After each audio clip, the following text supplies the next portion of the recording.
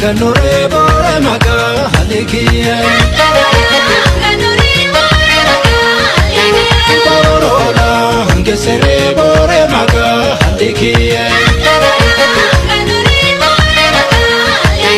Kamolina garite bore maga halikiye Kanatina hafarsite bore maga halikiye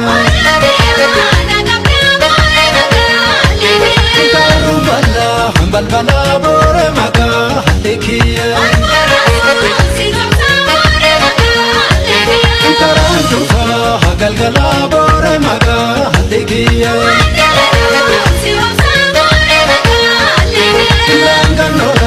Ganore bore maga halikiya Bore maga halikiya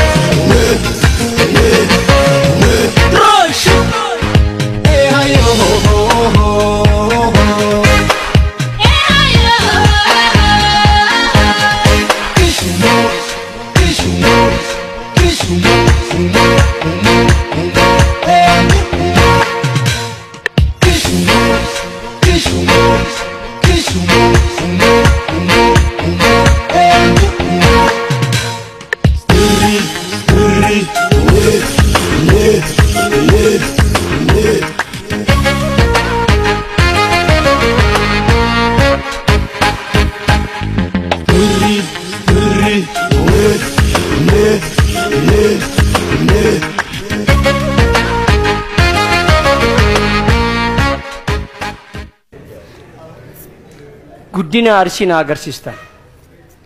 Guddina Arsii. Namni akkanat aadaa sarrat akkanat saayinsiitti dabale haala galiinsa keessan haala kiroogiraafii keessan haala vaarishinii achi keessa hojjettan haala muuziqaa ka'umsaa haala cabsaa eeggattanii hojjechuu keessan ani dogoggora isaanii kaasuun barbaadu. Maaliif waan bareeda waan dalaganiif amilee naa kennaa fi anaaf tokkoffaadha. Nambarreessaa qalama konan kaasaa lafan kaa mudoo sini dhabe tokkoffaa. Ani garuu mudoon qaba. Mudoon koomaa inni achirra boo'ennaani lakkii naan jedhan asi. Dhugaa rabbii.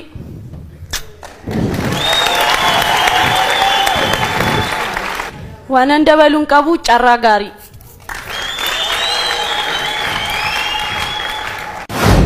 Baay'ee gammaddanii jirtu. Baga nagaan dhuftan isiniin jira. Baga nagaan nu eeddan ulfaadha. Daddaraaroon deebi'ee dhufuu isaatiif maaltu isinitti dhaga'ama? Daddaraaroon deebi'ee dhufuu isaatiif ana baay'ee wanti natti dhaga'amu. Dandeettiin garaagaraa aadaan, duudhaan, aartiin uummata Oromoo kan keessa namaa jiru keessa namaatti du'aa ture.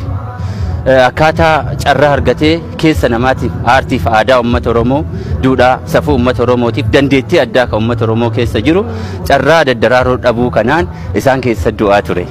Ana gammachuun natti kan dhaga'amu carraa kana argatee namni dandeettii adda addaatiin duudhaaf seenaa fi aadaa ofii ol baasee uummataaf calaqqisiisuu fi daddaraaroon dhufuun kun baay'ee na gammachiiseera. Maqaan garee keessanii eenyudha? Maqaan garee keenyaa Duuroo Arsii bulchiinsa magaalaa Nageellee Arsiiti. Maal jechuudha? Maalirraa ka'uudhaan garee keessan akkas jettanii moggaastan? Duuroo Arsii jennee wanti moggaafamnee fi naannoon namaa seenaa qaba. Gaara Duurootitu jira naannoo keenya. Gaara Duuroo guddaatu jira. Iddoo biraallee dhaabbatanii kan yoo ilaalan mul'atu waan jiruufi aartiin uummata Oromoo mul'atee akka ba'uuf gaara Duuroo Arsiitti baafanne. Ergaa cimaa qaba aartiin Oromoo ammallee akka guddatu abdii qabna. Inga gammaddu gaafan isin argu anillee as dudduuba waltajjiin ture.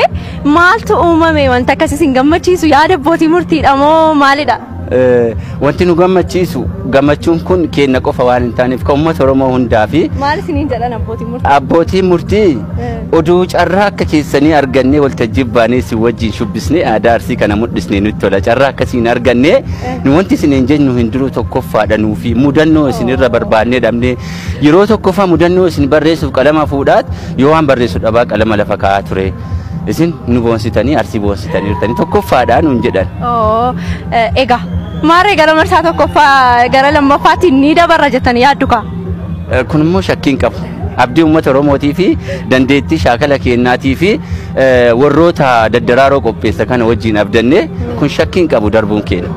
Anillee carraa gaarii isiniif hawwaa baay'ee isinitti babbareedee jira.